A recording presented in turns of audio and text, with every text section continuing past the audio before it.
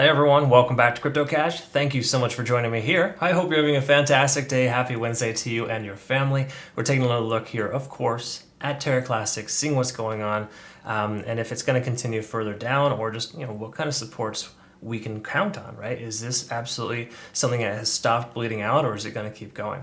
So we'll look at that and much more. And if you're new to the channel, greatly appreciate you joining me here. I do ask a favor, if you could follow me on social media. All the links are down below. I provide consistent updates on Bitcoin and, of course, best practice, the whole 9 yards. Be sure to check that out. And obviously, if you're not currently a community member, CryptoCash.tech is a website. Link in the description below for this as well. What do you know? And it's really just an awesome opportunity for you to work with my community, myself as a trader. We all learn and grow together. It's phenomenal. I have a trading university to teach you what I know, 17 years of experience. And on top of that, of course, I send out signals for every single trade that I take. And at this point, we took some massive profits on XRP here recently. And again, just really cool stuff is on the pipeline there. Okay, so check that out. And very last thing, of course, probably the most important, is if you're not using Bitget, what are you doing with your life? It's a phenomenal exchange. Highly recommend it. You're looking at a $10,000 prize pool every 2 to 4 weeks just by being registered through my link in the description. Okay, and to qualify, you simply need to use my link and effectively have $250 or more in your account. Okay, so awesome stuff there. This one ends in 9 days here, and there's again $10,000 roughly every 2 to 4 weeks, depending on how frequent I decide we want to start this thing. I like to do it monthly at this point, just to give you kind of some fun stuff there. All right, anyways, taking a look here at Terra Classic. It's down, obviously, but the correlation I want to bring to you just before I look at the macro is that this massive sell-off here recently was a knee-jerk reaction to Bitcoin selling off too. Okay, so if you see this, look at this, 6 a.m. at Tuesday, October 18th, right? So that was yesterday at 6 a.m. We can see here with Bitcoin, yesterday at 6 a.m., boom, Bitcoin dropped pretty hard and hasn't stopped since. So just keep that in mind that Terra Classic, while it is suffering, it's following suit with Bitcoin. So what that means for us, and keep this in mind, this doesn't mean this is like definitive, but when a coin aligns itself with Bitcoin, then you can pretty much expect it to do what Bitcoin does. And that really just implies it's no longer independent of Bitcoin, because it has been for some time, kind of marching to the beat of its own drum. Now it's very codependent on Bitcoin's success. Okay, so just bear that in mind. A lot of coins do this. I was following Crowcoin for a while last year, some of you might actually know because a lot of you joined up based on those reviews that I was providing. And in that time frame, Crowcoin was essentially massive. It just took off really fast. And unfortunately, it started to tank, started to do its own thing, and then eventually, inevitably, aligned itself with Bitcoin. So now, like, every time Bitcoin goes up, Crow goes up, and every time Bitcoin goes down, Crow goes down. I'm not saying Terra Classic is officially there yet, but regardless of all this burns and things that you hear that are potentially going to take this thing up to a $1 or something stupid, it's just unrealistic. That's going to take years to happen, and that's if every single burn goes correctly. As we've noticed recently, burns don't necessarily seem to matter as much, right? Bear in mind, fundamental catalysts do affect Terra Classic.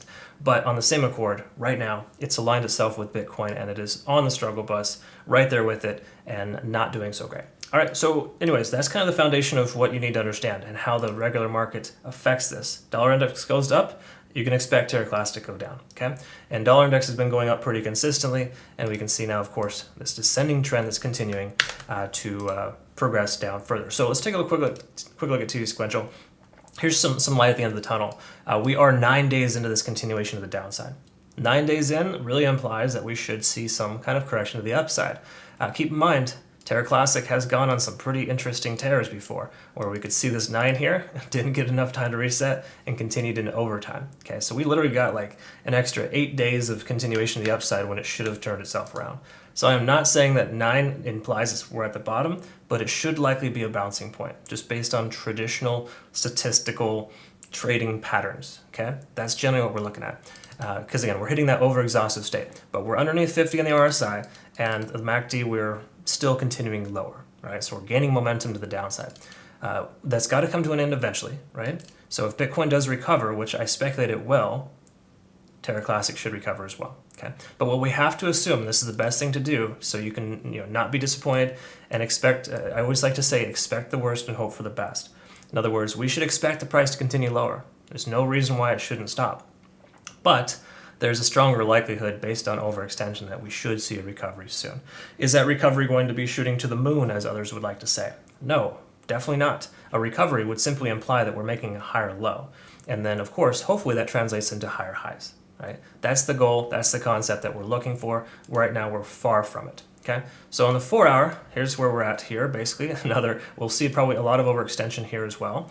And take a look at this here. Came down to a 9, got a nice little recovery, bounced, got a reset back down to a 6. Goes sideways, stuck on stupid for a while, back down to another 9, and then tries to come up, hits this trend line again, and comes back down to another 7. Okay, so hypothetically at this point, and Bitcoin's at a 7 as well, on the 4 hour, we should expect 8 more hours of bearish divergence, and then a potential likelihood of a bounce from there.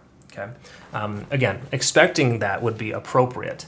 Is that going to happen? Could it bounce back soon? Yeah, of course. But it doesn't feel like the bottom is in just yet, and there could be potential further downside. All right, so just hate to say I told you so, but here's some positive factors here that we can kind of see. They're fairly obvious, they're glaring. 4 hour, 30 on the RSI. In other words, we broke below 30 and we're bouncing now. So the likelihood of the price coming up here is greater based on that one indicator. Just simply, here's the thing. When the RSI hits 50, 70, or 30, it's commonly a strong bouncing point or a support and resistance level. 30 is commonly a very, very strong support level. So with us breaking below that on the 4 hour, that tells us we are extremely overextended in that last 24 to 48 hours, and that really helps us imply that the price will likely continue higher because of that, right? Now, if we look at the bearish divergence here, it is starting to dissipate. So if you can see the MACD, yes, while it is still very strong to the downside and it's not converging yet, you can see this little guy right here, it's coming up instead of down. So when these oscillators start to dissipate, for lack of better terms, it tells us that there is potential for it hitting its bottom to that direction, okay, or top, whichever side it's on, right? So it's maxed out. So for lack of better terms here, even though the 4 hour looks terrible, we're still got some light at the end of the tunnel. Again, that overextension to me is something that you might want to consider trading into. A lot of my traders, my day traders, will base their trades solely on overextension. A lot of them use Bollinger Bands and RSI. I love RSI and TD sequential, as well as, of course, my volume weighted average price. I have an EMA VWAP indicator that works very well. But again, those are smaller time frames. Those are things I cover in my trading university. But for the moment here, we want to kind of anticipate that it could go lower, but it likely shouldn't in the immediate future. All right. And I'm not saying we're going to just see the bounce. All right. The bottom line is, if it doesn't go any lower, it should at the very least go sideways. Right? We should expect some sideways action. In fact, we want sideways action so it can consolidate, build that base of volume, and continue higher. All right. So taking a look at the 1 hour, let's see if there's anything here to extract. We've come down to a 9 previously twice, and then of course price recovers it back up to an 8, down to a 7, up to an 8. So it's hitting pretty consistent 8 to 9 hour patterns. So we came down to a 7, got a reset back down to a 9 again, and we're at a 4 to the downside with the potential of upside here with a reset. So long story short here is that we're hitting pretty consistently. So hypothetically, if we're at a 1 right now and it continues higher, we might have 8 hours of continuation of the upside. Again, that really doesn't matter. Honestly, in the grand scheme of things, that's just something to help understand. Do not take a trade based on just one overextended time frame. Okay, but we've already identified that the daily and the 4 hour are both, well, one is overextended. The other is soon to be overextended.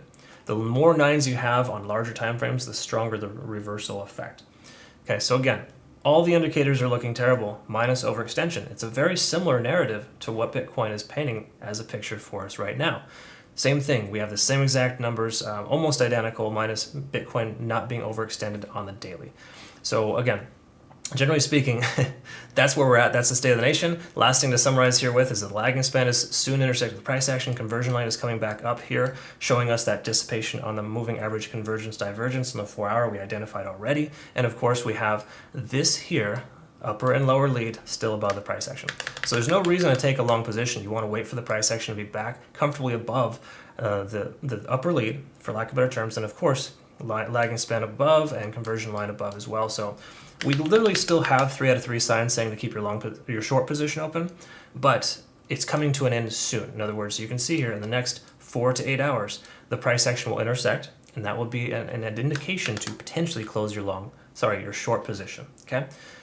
Once again, not saying you should take a long position. We want to wait for confirmation, but your short should be coming to an end based on overextension, all right?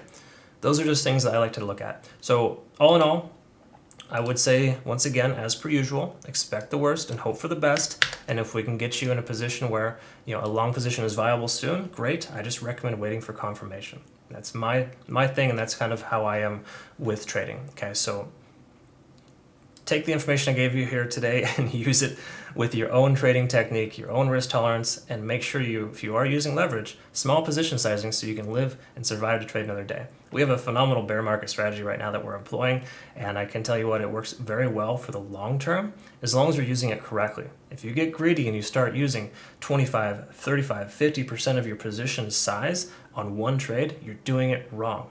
Okay, this is not a get-rich-quick thing. This is a survival of the fittest. And that's why 90% of people get wrecked is because they get greedy. Okay, only the whales can be greedy because they control the market. We do not. We follow their trends and we hope to identify them and learn and to progress with them, right? That's the whole concept.